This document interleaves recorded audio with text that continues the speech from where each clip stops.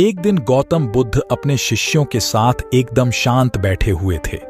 उन्हें इस प्रकार बैठे हुए देख शिष्य चिंतित हुए कि कहीं वह अस्वस्थ तो नहीं है। एक शिष्य ने उनसे पूछा कि आज वह मौन क्यों बैठे हैं, क्या शिष्यों से कोई गलती हो गई है? इसी बीच एक अन्य शिष्य ने पूछा कि क्या वह अस्वस्थ हैं? पर बुद्ध मौन रहे। तभी कुछ दूर खड़ा व्यक्ति जोर से चिल्लाया, आज मुझे सभा में बैठने की अनुमति क्यों नहीं दी गई है? बुद्ध आंखें बंद करके ध्यान मग्न हो गए। वह व्यक्ति फिर से चिल्लाया, मुझे प्रवेश की अनुमति क्यों नहीं मिली? इसी बीच एक उदार शिष्य ने उसका पक्ष लेते हुए कहा कि उसे सभा में आने की अनुमति प्रदान की जाए।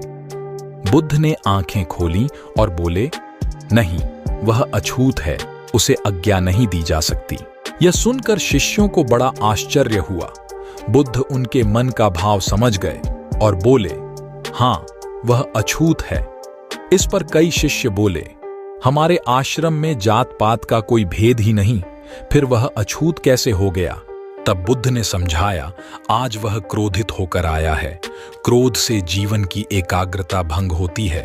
क्रोधी व्यक्ति प्राय मानसिक हिंसा कर बैठता है, इसलिए जब तक वह क्रोध में रहता है तब तक अछूत होता है। इसलिए उसे कुछ समय एकांत में खड़े रहना चाहिए। तक क्रोधित शिष्य भी बुद्ध की बातें सुन रहा था। पश्चाताप की अग्नि में तप कर वह समझ चुका था कि अहिंसा ही मनुष्य का महान कर्तव्य व परम धर्म है। वह बुद्ध के चरणों में गिर पड़ा और कभी क्रोध न करने का प्रण लिया।